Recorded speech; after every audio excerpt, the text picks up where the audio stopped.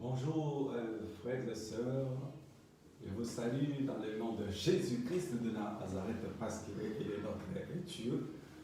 Aujourd'hui nous avons la grâce encore d'écouter la parole de Dieu parce que ceci est la nourriture pour nos âmes, hommes ou femmes, jeunes enfants, jeunes garçons, jeunes filles.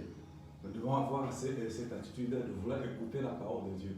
Il est bon de commencer sa matinée avec celui qu'on appelle Je suis, parce que si nous vivons, c'est pas ça en grâce. C'est ainsi que nous allons entendre la parole de Dieu qui ne sera pas de longue durée. D'où, sans plus étarder, nous allons entrer dans la parole de Dieu dans le livre de Ecclésiaste, chapitre 7, verset 1 et verset 1.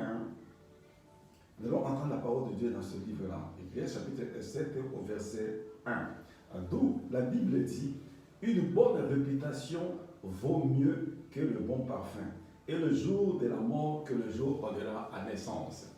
Je crois que tu diras, mais comment ce texte ça parle comme ceci là? Donc Dieu nous dit dans sa parole, il dit, une bonne réputation vaut mieux que le bon parfum, et le jour de la mort que le jour de la naissance. Et peut-être beaucoup, pendant que tu me regardes, pendant que tu m'écoutes, mon frère, ma soeur, peut-être c'est le dernier là qui t'a frappé, donc tu as entendu, mieux vaut le jour de la mort que le jour de la naissance. Mais tu te diras, mais il nous parle le contraire. Comment mieux vaut le jour de la mort que le jour de la naissance? Ce n'est pas moi qui l'ai écrit, c'est Dieu qui l'a écrit, c'est ça à parole. Il dit deux choses. Mieux vaut du bon parfum, mieux vaut une bonne réputation que du bon parfum. Et mieux vaut le jour de la mort que le jour de la naissance. Dieu sait pourquoi il dit cela. Parce que devant notre Dieu, un jour, tu vas te présenter devant Dieu. Moi, je me vais me présenter devant Dieu. Parce que la Bible est dit dans le livre de 1 Pierre 2, verset 11. Il dit quoi? Bien-aimés, je vous exhorte comme étrangers et voyageurs sur la terre. Donc toi et moi, nous passerons un jour. C'est pourquoi Dieu dit que mieux vaut une bonne réputation et que du bon parfum. Et mieux vaut le jour de la mort que le jour de la naissance. Donc toi qui me regardes, toi qui m'écoutes, et moi qui y parle, est-ce que devant notre Dieu, le Seigneur, le roi des rois, quelle est la réputation que j'ai devant à Dieu? Quelle est la réputation que tu as devant ce Dieu-là qui t'a créé, qui t'a mis dans un monde? Et devant ce Dieu-là, moi qui parle, quel est le parfum que je sens? Et toi qui me regardes, quel est le parfum que tu sens devant notre le Seigneur? Parce qu'il a les yeux partout, il voit partout, il entend partout. Donc c'est pour ça que la Bible dit, mieux vaut une bonne réputation que du bon parfum. Et mieux vaut le jour de la mort que le jour de la naissance. Mais pourquoi? Parce qu'un jour, tu quitteras la terre. Un jour, moi aussi, je quitterai la terre. Quelle réputation ai-je devant ce Dieu-là pendant que je vis encore sur ce monde? Parce que Dieu me voit. Dieu me regarde, Dieu te voit, Dieu te regarde. Quelle est la réputation que tu as devant ce Dieu-là? Quel est le parfum que tu sens devant ce Dieu-là? Quel est le parfum que moi je sens devant ce Dieu-là? Dieu t'aime tel que tu es. Mais quelle est la réputation que tu as? Quelle est la réputation que j'ai pendant que je parle, pendant que je vous exhorte, pendant que je partage la parole de Dieu devant ce Dieu-là? Parce qu'un jour, comme nous avons dit dans 1 Pierre 2 là, j'y passerai et toi tu y passeras. Quelle odeur je donnerai devant la face de ce Dieu-là? Et quelle odeur tu feras sentir devant ce Dieu-là? Et c'est le moment de se préparer avec. Voilà, maintenant, comme il dit, mieux vaut le jour de la mort que le jour de la naissance. Et l'apôtre, je crois, l'apôtre Pierre ou Paul, il dit,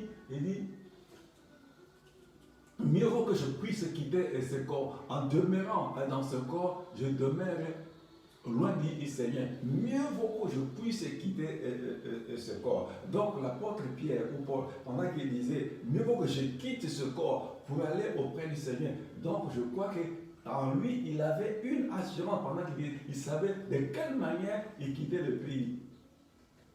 De quelle manière il quittait cette terre. Donc en lui, il voyait qu'il avait une bonne réputation devant le Dieu Tout-Puissant. Il sentait du bon parfum. Il y a deux camps. Ou bien tu sens du mauvais parfum, ou une mauvaise odeur. Une bonne odeur, ou une mauvaise odeur devant les Seigneurs.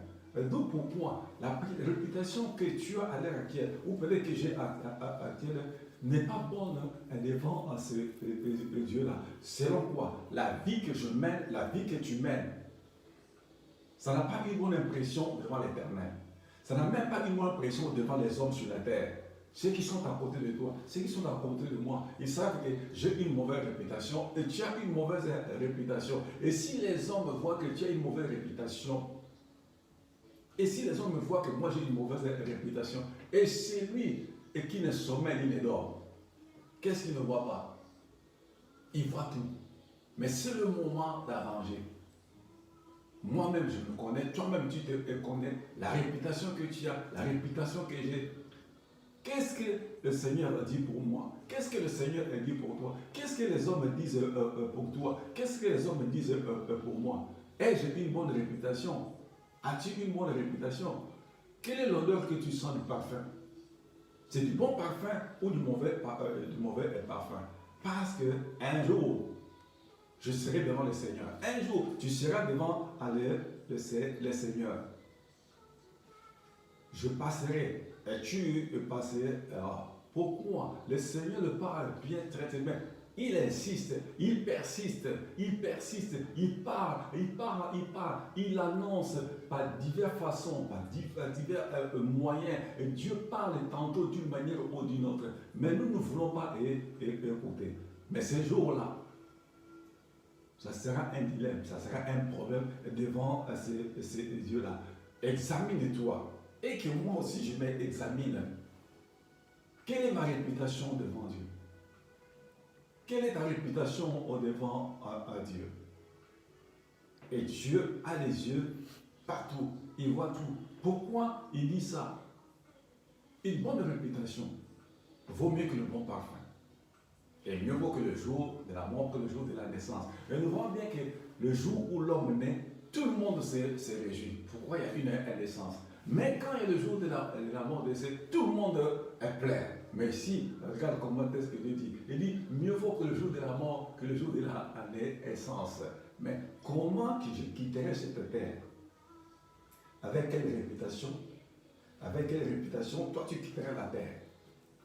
Mon frère, ma sœur, c'est le moment d'arranger devant ce Dieu-là. Ne coûte pas quand les gens disent, oh, mais qui est déjà parti vers ce Dieu-là pour revenir et pour nous raconter ce Dieu-là, ce qui nous réserve dans ce monde.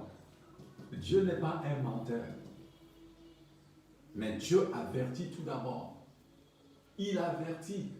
Quand il dit, je ne désire pas la mort de celui qui meurt, même pas des méchants. Mais c'est le problème, c'est qu'il y a de quelle manière je quitterai la terre. De quelle manière toi tu quitteras la terre. Je n'attends pas le dernier jour. N'attends pas le dernier jour.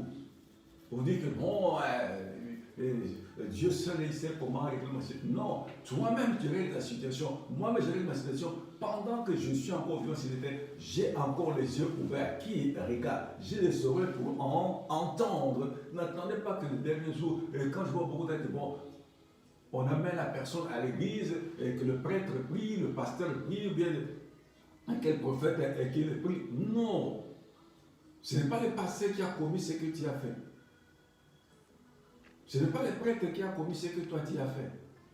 Je sais ce que je fais, tu sais ce que tu as fait. Et ce dernier jour-là, il sera à trop tard. Donc Dieu nous avertit, Dieu nous aime. Faites attention quand les gens disent, qui a déjà vu l'enfer? Mon frère, je me moque de Dieu ou tu te moques de Dieu. Sachez que ces choses-là existent bel et bien, que tu le veuilles ou que tu ne veuilles pas, et que moi je le veuille ou je ne veuille pas, ces choses-là existent. Dieu ne ment jamais, mais il nous a avertis, parce qu'il sait bien que de l'autre côté, il y a la galère. Et Dieu t'a créé à son image, et Dieu m'a créé à son image. Il ne veut pas que nous y allions là-bas. C'est pour cela que c'est le moment de se forcer d'avoir une bonne réputation devant lui, même pas devant les hommes, mais devant lui, et sentir une bonne odeur du bon parfum, non pas le mauvais parfum, parce qu'il sera à trop tard, il sera à trop tard, le jour de ton départ, le jour de mon départ. Je prends un exemple, c'est comme si quand tu veux rentrer dans l'avion, dès qu'on passe la barrière là, du frontière, quand je passe, il y a comme un tunnel. Et quand tu vas dans ce tunnel-là, tu ne vois plus le dehors. Directement, tu vas tomber dans l'avion. C'est excellent le jour de mon départ, le jour de ton départ. Et si j'avais une bonne réputation devant Dieu, et si je sentais du bon parfum directement, si je sentais du bon parfum directement dans ce tunnel-là, ouf, je tombe dans le lieu de repos. Et si je sentais du mauvais parfum, une mauvaise réputation, directement dans ce tunnel, tu tombes dans le séjour des morts. Et dans le séjour des morts, c'est là où il y a la galère. Quand on dit parfois la purgatoire, non, il y a la galère là-bas avant que je puisse rentrer en enfer, avant que tu puisses entrer en enfer. Donc ton lieu de repos, ton lieu d'attente, ce sera le séjour des morts. Là où il y a la galère, il y a déjà le grincement dedans. Parce que pour ce moment, là aujourd'hui, là, l'enfer, quand on dit l'enfer n'est pas encore ouvert. Pourquoi? Parce que quoi? Le malin, le diable, lui, il rôde encore dans le monde. Il fait encore ses business. Le jour où l'Éternel va le lier, il le met des gens en enfer. Et c'est là maintenant, ceux qui sont dans le séjour des morts, ce sont eux-là qui vont sortir et entrer directement en enfer. Pourquoi? Leur maître est là-bas, il les attend. Et ceux qui sont dans le lieu de repos, et le paradis céleste va s'ouvrir, ils vont quitter le lieu de repos pour rentrer directement dans le paradis céleste. Pourquoi? Ceux qui vont entrer dans le lieu de repos, pourquoi? Ils sentaient du bon parfum devant Dieu. Ils avaient une bonne réputation. Et ceux qui iront dans le séjour des morts déjà, ils avaient une mauvaise réputation devant Dieu. Ils sentaient du mauvais parfum. Et Dieu nous avait dit pourquoi. Et c'est là sans plus tarder, nous y allons dans le livre de l'Apocalypse. Le livre de l'Apocalypse, chapitre 22, verset 12.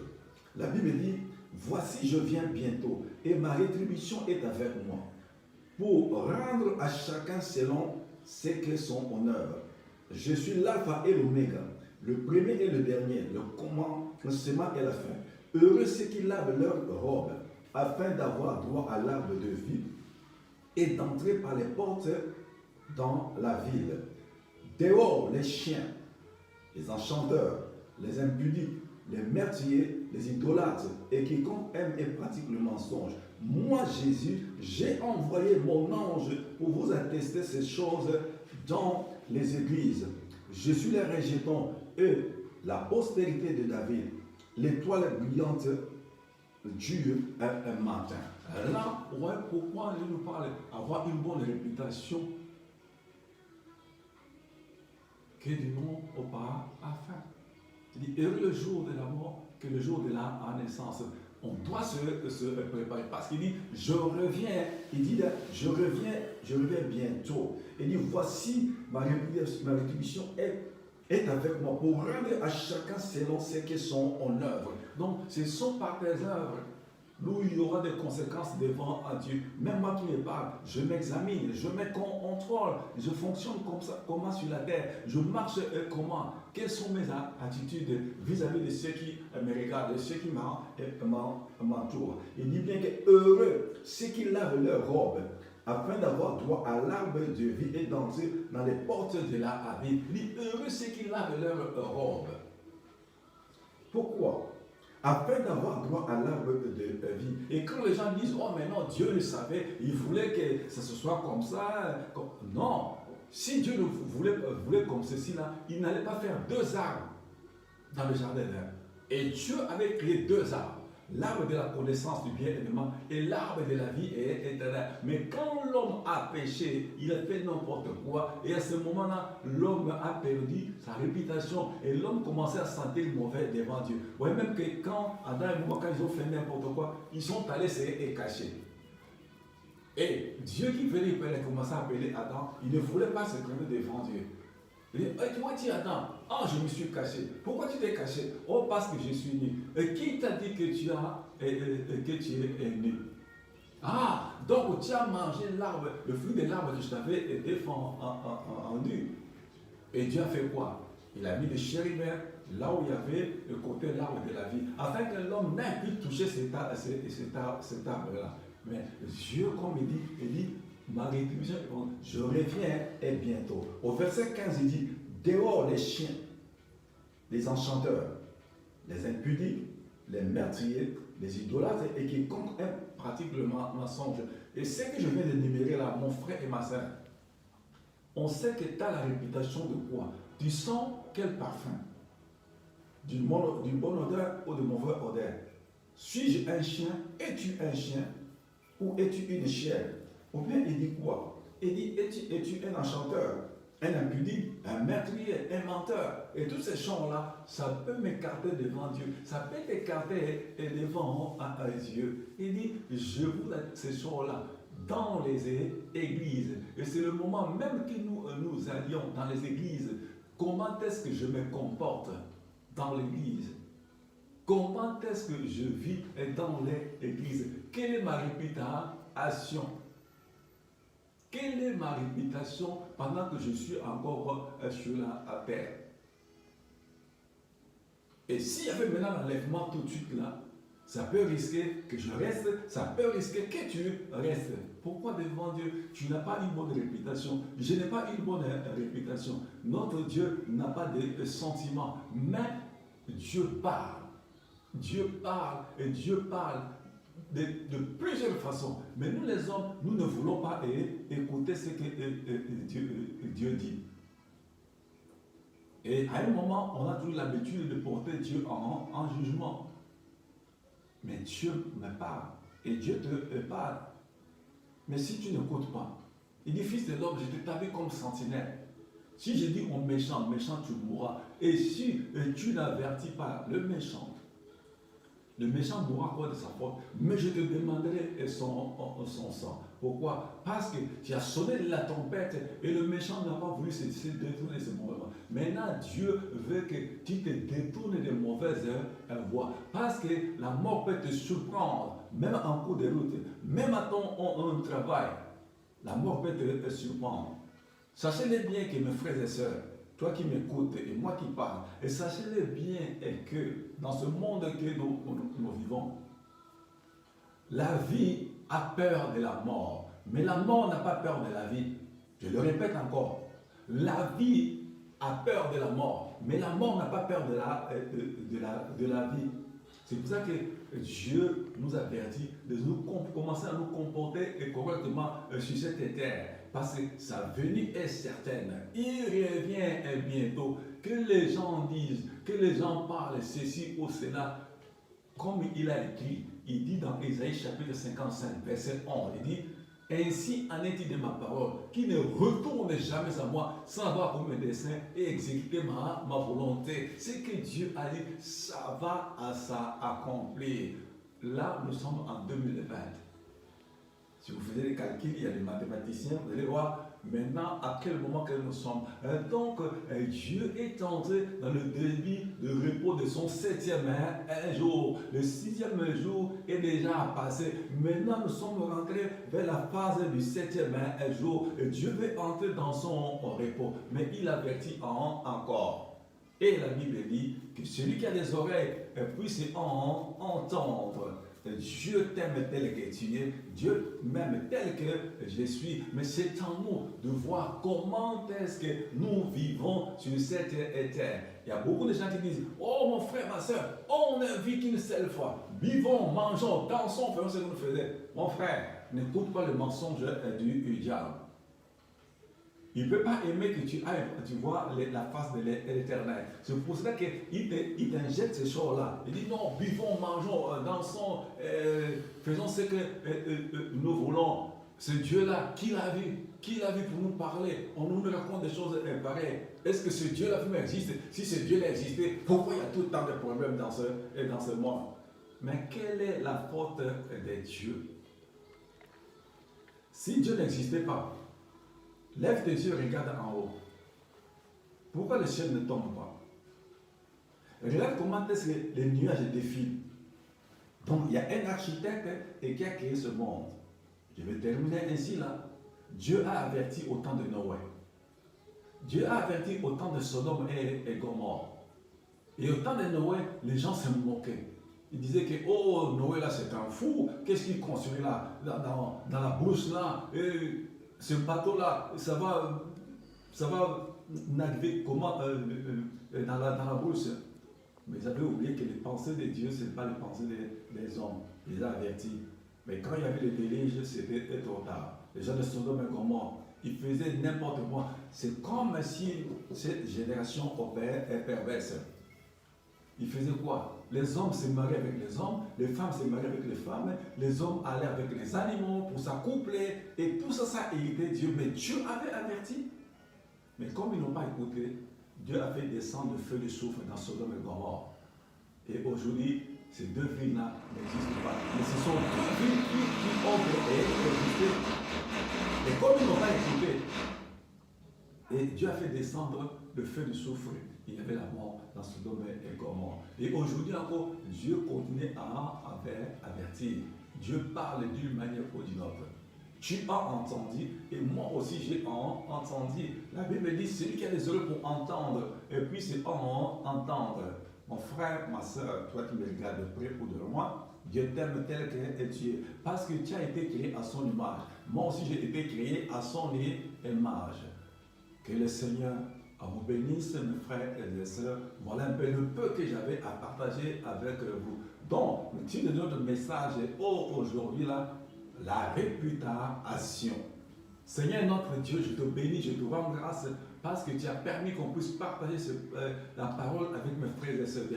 C'est toi qui toucheras les âmes, Seigneur, qui ont écouté cette parole. Parce que tu reviens bientôt. Et tu ne désires pas la mort de celui qui meurt. Mais tu désires que le méchant se détourne de ses mauvaises voies afin que toi tu lui donnes à la vie. Seigneur, merci pour ce que tu as de faire à l'heure actuelle dans les hôpitaux du monde entier, parmi les nations, dans les 5 continents. Seigneur, là où la médecine n'en peut plus, c'est là où Dieu, toi, tu commences. Étends ta main de guérison dans les hôpitaux, Père éternel, en mon roi, à cause d'un bon de parce qu'il y a beaucoup des âmes qui sont dans les services de réanimation. Il y en a d'autres qui sont dans le coma. Mais ce n'est que toi, car ta main n'est pas trop courte pour sauver, Père éternel. Béni soit ton nom et que toute gloire te revienne. J'ai ainsi prié, Père, dans le nom de Jésus de Nazareth, ton Fils unique.